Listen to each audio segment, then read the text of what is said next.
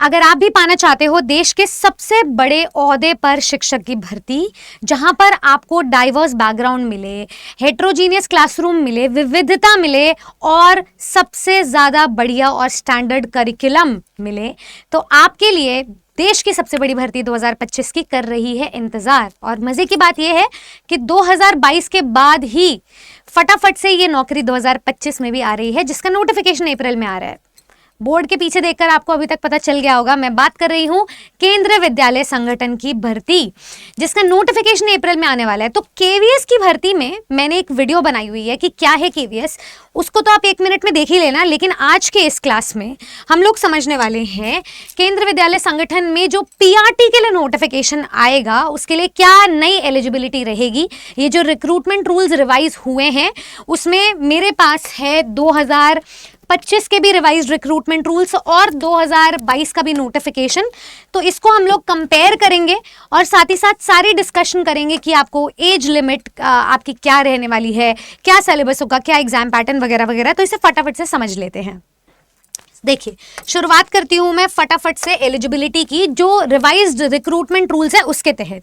तो जो एलिजिबिलिटी दी गई है वो बहुत कॉम्प्लिकेटेड है, आपको शायद वैसे समझ नहीं आएगी, लेकिन मैंने यहाँ पे बहुत ही साफ स्पष्ट तरीके से लिख दिया है कि अगर कोई अभ्यर्थी 12th पास है, पहली एलिजिबिलिटी, या फिर इंटरमीडिएट है उसका, जिसमें आपके 12th में मिनिमम कम से कम 50% मार्क्स आपके आए हैं और साथ में अगर आपकी डीएलएड डिग्री है तो आप एलिजिबल हो। तो 12th में 50% मार्क्स कम से कम, साथ में डीएलएड डिग्री, आप एलिजिबल हो। या फिर अगर 12th पास स्टूडेंट हो 50% मार्क्स से, साथ में या तो इंटरमीडिएट भी हो तो भी चलेगा, और साथ में अगर आपने बीएलएड डिग्री किया हुआ है तो डीएलएड की जगह अगर आपने 4 साल की बीएलएड डिग्री की हुई है तो भी आप एलिजिबल हो। रिकॉग्नाइज्ड इंस्टीट्यूट से होना चाहिए वो।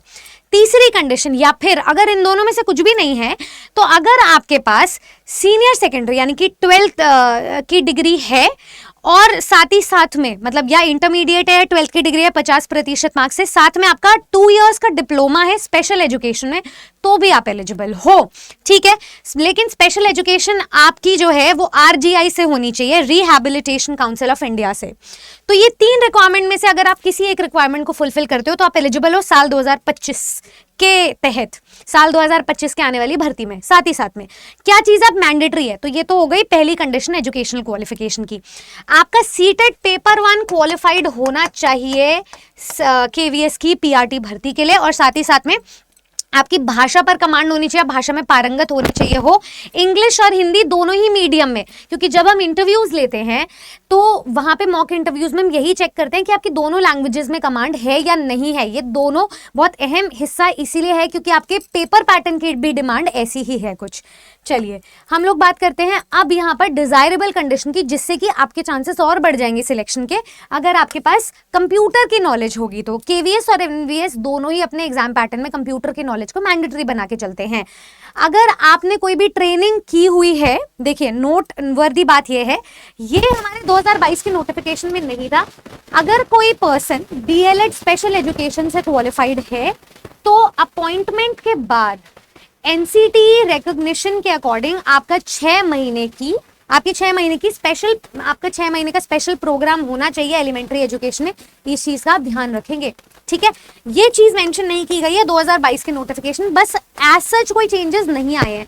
मेरे पास ये 2022 का नोटिफिकेशन है जिसमें डीएलएड स्पेशल एजुकेशन और साथ ही साथ में इन सब चीजों को कंसिडर किया गया है। साथ ही साथ में एक और चीज है, जैसे यहाँ पे दिया हुआ है कि अगर आपकी ग्रेजुएशन है साथ में बीएड डिग्री है, अगर तो पहले का टाइम था वो जब केवीएस का नोटिफिकेशन 2022 में आया था, तब बीएड वर्सेस डीएलएड वाली फाइट नहीं हुई थी। जब रिजल्ट आया था ऑन अ कॉन्ट्ररी तब बाहर कर दिया गया था। तो ये डिस्प्यूट को आप साइड में कर दीजिए, इस क्लॉज को आप अभी कंसिडर नहीं करेंगे क्योंकि बीएड वाले प्राइमरी से बाहर हो चुके हैं और नए रिवाइज्ड रिक्रूटमेंट रूल्स के तहत भी हो चुके हैं। बाकी सारी चीजें आपको सेम मिलेगी। खैर, ये तो रही हमारी एलिजिबिलिटी। अब बात कर लेते हैं इसकी एज लिमिट की, उसके बाद हम एग्जाम पैटर्न सिलेबस पे आएंगे। तो अगर मैं बात करूं एज लिमिट की, तो यहाँ पर आपको ध्यान रखना है जनरल के लिए जो पीआरटी एप्लीकेंट्स होंगे वो 30 साल तक अप्लाई कर सकते हैं। अपर लिमिट उनकी 30 साल है। अगर आप केवीएस के एम्प्लॉय रहे हो तो 5 साल का आपको रिलैक्सेशन मिल रहा है। अगर आप ओबीसी कैटेगरी को तो 3 साल का रिलैक्सेशन अगर आप SC/ST कैटेगरी के हो तो 5 साल का रिलैक्सेशन, वुमेन कैंडिडेट हो तो 10 साल का रिलैक्सेशन। ये तो था 2022 के तहत, लेकिन 2025 का नोटिफिकेशन क्या कहते हैं आइए मैं आपको दिखा देती हूँ।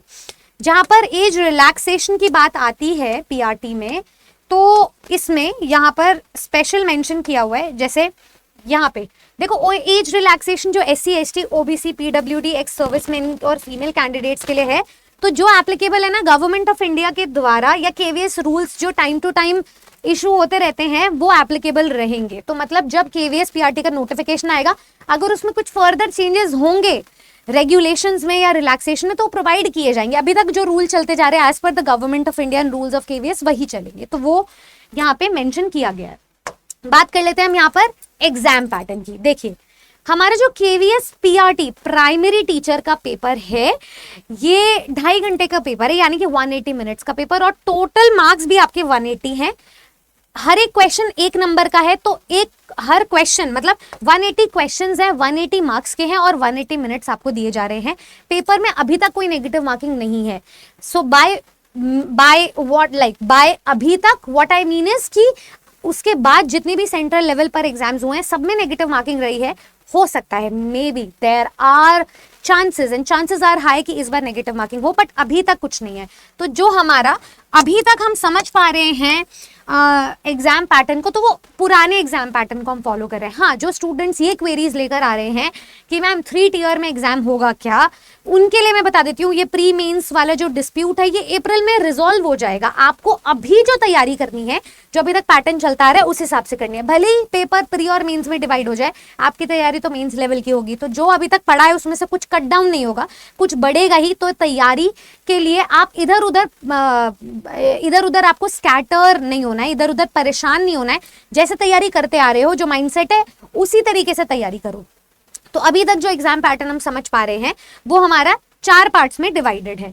पहला पार्ट अपना लैंग्वेज का रहता है, इसीलिए KVS एलिजिबिलिटी में मैंडेटरी रिक्वायरमेंट रखता है कि आपकी प्रोफिशिएंसी इंग्लिश और हिंदी में होनी चाहिए, क्योंकि बहुत बड़ी वेटेज है इंग्लिश और हिंदी की। 10-10 क्वेश्चंस 10-10 मार्क्स के हैं, लेकिन यही आपकी मेरिट बनाएंगे, मेक और ब्रेक सिचुएशन आपके लिए क्रिएट करेंगे। पार्ट 2 में आपको जनरल अवेयरनेस और करंट अफेयर्स के क्वेश्चंस दिए जा रहे हैं, reasoning ability and computer literacy दिया जा रहा है, इसलिए कंप्यूटर एप्लीकेशन की नॉलेज भी वो मैंडेटरी मांगता है। तो करंट अफेयर्स और GK आपके लिए 10 मार्क्स का है। रीजनिंग एबिलिटी 5 नंबर के 5 क्वेश्चंस, कंप्यूटर लिटरेसी 5 नंबर के 5 क्वेश्चंस, जो आपके लिए छोटी छोटी मेरिट बनाने में हेल्प करेंगे। लेकिन जो मेजर वेटेज है हमारी वो इन दोनों चीजों की है। तो पार्ट 3 में आपका perspectives on leadership and education, तो ये जो पर्सपेक्टिव है CDP का थोड़ा एडवांस्ड वर्जन है, उस लेवल पे हम लोग पढ़ेंगे। तो ये आपका 60 नंबर का हो जाता है, 60 क्वेश्चन 60 मार्क्स के। और जो सबसे इंपॉर्टेंट है वो आपका सब्जेक्ट कंसर्न में आप एक PRT टीचर जो टीचिंग एप्टीट्यूड रिसर्च मेथडोलॉजी पढ़ता है उसी को हमने पढ़ना है। EMRS और NVS बहुत बड़ा बेंचमार्क है, DSSB PRT भी आपको सिलेबस सेम लेवल पे डिफाइन करके देता है, तो उसी लेवल से आपको पढ़ना है, लेकिन टेट लेवल से एडवांस आपको जाना पड़ेगा।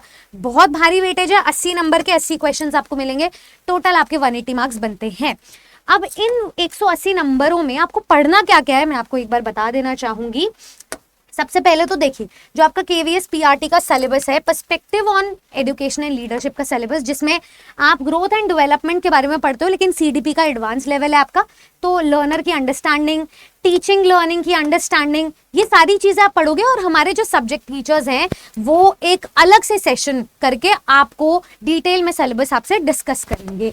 एक कंड्यूसिव लर्निंग एनवायरनमेंट कैसे प्रिपेयर करना है, कैसे क्रिएट करना है, उन सभी चीजों पर बात होगी। उसके बाद स्कूल ऑर्गेनाइजेशन एंड लीडरशिप, ये एक नया टॉपिक आपको देखने मिलेगा। पर्सपेक्टिव इन एजुकेशन, इसमें आप NEP की पॉलिसीज पढ़ोगे, लेकिन जो टाइप ऑफ क्वेश्चंस होंगे वो टेट लेवल के नहीं होंगे। अगेन ये आपके लिए एक स्टैंडर्ड सेट करेगा KVS का। KVS के अराउंड हमारे पास थैंकफुली एक रेफरेंस, एक बेंचमार्क है जिससे हम कट ऑफ डिस्कस कर सकते हैं। हमारे पास क्वेश्चन पेपर है, तो हम यहाँ से अपनी तैयारी को और भी ज्यादा सशक्त कर सकते हैं। तो ये हमारा perspective on leadership and education का पेपर था। अगर मैं बात करूँ पार्ट 1 की, तो जनरल इंग्लिश का पेपर बहुत साधारण पेपर है, लेकिन आपके लिए मेरिटोरियस है। अगर आपने अपनी स्ट्रेंथ को पक्का कर लिया तो डेफिनेटली आपकी नौकरी लग जाएगी। मैं सच में एक बात बता देती हूँ कि एक तो बीएड वर्सेस डीएलएड के डिस्प्यूट के बाद और दूसरा पीआरटी के पेपर के बाद, लेवल ऑफ पेपर के बाद जो केवीएस की कट ऑफ है वो बहुत हाई जाती है। आपको अगर उसको बीट करना है तो इन छोटे छोटे टॉपिक से ही नंबर बनाने पड़ेंगे, क्योंकि 80 और 60 नंबर के लिए तो हर कोई पढ़ रहा होगा, आपको भी पढ़ना है, उसको इग्नोर नहीं करना। लेकिन जो आप मेजर नंबर उठा पाओगे वो अपनी लैंग्वेज से उठा पाओगे, इंग्लिश और हिंदी लैंग्वेज, जिसमें जैसे reading comprehension, vocabulary and then grammar के कुछ टॉपिक्स हैं, कुछ को मिलाकर सारे टॉपिक्स हैं मेजरली जो आपको पढ़ने होते हैं। हिंदी ग्रामर में भी आपको यही करना है। जीके एंड करंट अफेयर्स में आपको अवार्ड्स, बुक्स और स्पोर्ट्स के बारे में पढ़ना है, हिस्ट्री, एंशिएंट एंड मेडिवल के बारे में पढ़ना है, तो ये आपका सारा जनरल नॉलेज और करंट अफेयर्स में आ जाएगा। रीजनिंग एबिलिटी की अगर मैं बात करूं तो वही रीजनिंग एबिलिटी है जो पीआरटी लेवल पर हर एग्जाम में पूछी जाती है, जेनेरिक है, बट केवीएस का पीवाईक्यू, ईएमआरएस का पीवाईक्यू, एनवीएस का पीवाईक्यू, अगर आप इन तीनों के जनरल पेपर को उठाओगे तो आपको बहुत सारे क्वेश्चंस कॉमन मिलेंगे और आप वहां से तैयारी को सशक्त कर सकते हो। कंप्यूटर लिटरेसी आपको एनवीएस, केवीएस और ईएमआरएस जैसी भर्तियों में ही देखने को मिलता है, तो यहाँ से भी आपको जैसे database management system, search engine, internet, general concept, social networking, ये सारे टॉपिक्स देखने मिलेंगे। लास्ट आपका सब्जेक्ट कंसर्न होता है। सब्जेक्ट कंसर्न में हम सारी चीजें डिटेल में सब्जेक्ट टीचर्स आपको बताते हैं। खैर, ये तो मैंने आपको थोड़ा सा विवरण दे दिया हमारे सिलेबस का, लेवल ऑफ कॉम्पिटेंसी का, कि एक प्राइमरी स्तर पर आपको क्या पढ़ना है। तो आपको 10th और 12th तक के सिलेबस को एक बेंचमार्क मान करके चलना है। जो भी सब्जेक्ट है उन्हें एनसीईआरटी लेवल पे पढ़ना है, बट ग्रामर जैसी जो बुक्स होती है वो हमेशा रेफरेंस बुक्स की तरह कंसिडर की जाती है, तो उन्हें प्रॉपर गाइडेंस के साथ पढ़ना है। एक टीजीटी और पीजीटी इंग्लिश का एस्पिरेंट जिस तरीके से ग्रामर पढ़ता है ना, लिटरेचर नहीं, सिर्फ जो ग्रामर पढ़ता है उस लेवल से आपको जनरल इंग्लिश को कवर करना पड़ेगा, भले वो 10 नंबर का है, बट वहां एक एक नंबर की फाइट से आप टीचर बनने के चांसेस गवा भी सकते हो, लेकिन आप कामयाब भी हो सकते हो। तो इस चीज का आपको रखना है ख्याल। तो ये तो हमारा एग्जाम पैटर्न था। मैं आपको बता देती हूँ, ये एक स्टूडेंट है जो डाइवर्स बैकग्राउंड का है।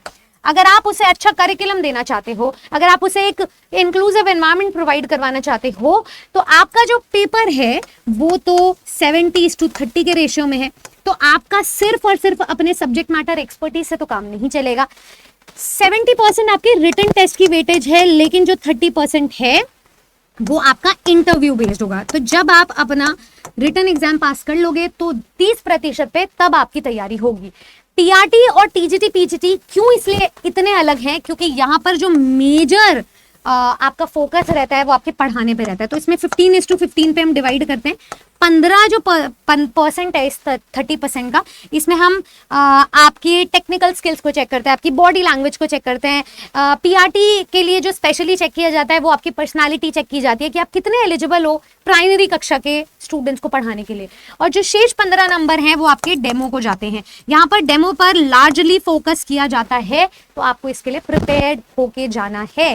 खैर, ये सारी चीजें आप तभी कर पाओगे जब आपकी टेक्निकल नॉलेज स्ट्रांग होगी, जब आपकी सब्जेक्ट पे नॉलेज स्ट्रांग होगी, क्योंकि वहां पर पैनल पे आपको हर एक सब्जेक्ट के मास्टरमाइंड्स मिलेंगे, हर एक सब्जेक्ट के एक्सपर्ट्स मिलेंगे। तो अगर आप अपने सब्जेक्ट पे माहिर हो, अगर आपको ओवरऑल एक होलिस्टिक नॉलेज है, तभी आप एक प्राइमरी के टीचर बन सकते हो। अगर आप भी एक सक्षम टीचर बनना चाहते हो, देखो 3 से 4 साल बाद ये केंद्र स्तरों की भर्तियां आती है और मुझे पता है इस चीज की वैल्यू क्या है। मैंने अभी हाल फिलहाल में सेशन किया था ऐश्वर्या मैम के साथ, जहां पे हमने डिस्कस करा कि 3 से 4 साल में क्या कुछ नहीं बदल जाता है। अगर वो बदलाव अच्छे के लिए है तो बहुत अच्छी बात है। ये जिंदगी में आपके लिए बदलाव आया है, अच्छे के लिए आया है। उम्मीद करूंगी आप इसे पॉजिटिवली लेकर चलोगे, इस अपॉर्चुनिटी का फायदा उठाओगे और इसी साल अपनी नौकरी को पक्का करोगे। खैर, मैं नोटिफिकेशन के लिए एक बार आपको बता देती हूँ। जो हमारे पास यहाँ पे नोटिफिकेशन मिल रहा है, साल 2022 में जब आपके पास भर्ती आई थी तो 6000 कुछ पद थे पीआरटी की पोस्ट पे। इस बार ये जो पीआरटी के बारे में लिखा हुआ है ना यहाँ पे 2024 और 25 के लिए, यहाँ 16,182 पद लिखे गए हैं। ये टीचर और वेरिएशन वर्कलोड पे डिपेंड करता है, ये चेंज भी हो सकता है, लेकिन हमारे पास जो एस्टिमेटेड नंबर मिल रहा है 2022 से लेकर अभी तक, वो एक बहुत बड़ा नंबर मिल रहा है। अगर आपको 16,000 प्लस भर्तियों पर ऑप्शन मिल रहा है तो नौकरी आपके कदम पर है, आपके दरवाजे पर नॉक नॉक कर रही है, आपको उसे ग्रैब करना है। अगर आप जल्द से जल्द नौकरी चाहते हो, हमारे साथ एक डायरेक्शनल वे में तैयारी कर सकते हो, सिस्टमैटिक वे में तैयारी कर सकते हो और इस मौके को बिल्कुल नहीं गंवाना चाहोगे आप। तो खैर, जो स्टूडेंट्स अपनी बैचेस की क्वेरीज लेकर आते हैं, मैं बता देती हूँ, हमने अपने बैचेस की तैयारी कर ली है, तो शुरुआत हो चुकी है। आप जैसे ही अरे 24/7 वेबसाइट या एप्लीकेशन को विजिट करेंगे, ठीक है, सिंपल सी बात बता देती हूँ, आप नीचे दिए गए नंबर पे कॉल कर सकते हो, तो सारी जानकारी मिल जाएगी। खैर, जैसे आप विजिट करोगे ऑल कोर्सेज टीचिंग पे जाना, टीचिंग पे जाने के बाद में यहाँ पर आपको बैचेस दिख जाएंगे सभी एग्जाम्स के। यहाँ पे आप केवीएस टीजीटी या केवीएस पीजीटी या केवीएस पीआरटी के बैच में जा सकते हो। जैसे ये टीजीटी का हर सब्जेक्ट के लिए बैच है, तो ऐसे ही आपको सभी सब्जेक्ट्स पर बैचेस मिल जाएंगे। तो जो स्टूडेंट यहाँ पर किसी भी बैच की क्वेरी लेकर आ रहा है, मैं एक बार दिखा देती हूँ उनको नंबर जहां पर आपको रीच आउट करना है। ये देखिए, ये आपकी स्क्रीन पे नंबर आ गया है, आप गूगल फॉर्म फिल कीजिए जो नीचे दिया गया है, और नंबर आपके पास है। आप जल्द से जल्द कॉल करें, हमारे काउंसलर्स आप तक पर्सनली पहुंचेंगे, आपके सारे डाउट्स क्लियर करेंगे और आपको आपकी मंजिल तक लेकर जाएंगे। ये तो रही पते की बात। अब सबसे बड़ी बात मैं आपको बता देना चाहूंगी, सबसे पहले तो हमारी टीम आ रही है बिहार, और उसके लिए हम कामयाब दिवस मना रहे हैं। अगर आप भी अपने फेवरेट टीचर से मिलना चाहते हैं तो आप नीचे दिए गए गूगल फॉर्म को जरूर फिल करें ताकि आपको वीआईपी पासेस मिल सके। All the very best. Subscribe to our channel अगर ऐसी और जानकारी बहुत ही स्पष्टता, सहजता और सरलता के साथ चाहते हो तो। मैं मिलूंगी आपसे नेक्स्ट वीडियो में टीचर्स अड्डा 24/7 यूट्यूब चैनल पर। और हाँ, इसके अलावा अगर आपकी कोई और क्वेरी रह गई है तो कमेंट सेक्शन में अपनी बात जरूर मुझ तक पहुंचाएं ताकि आपकी सभी समस्याओं का निवारण आपको मिल सके। Thank you so much.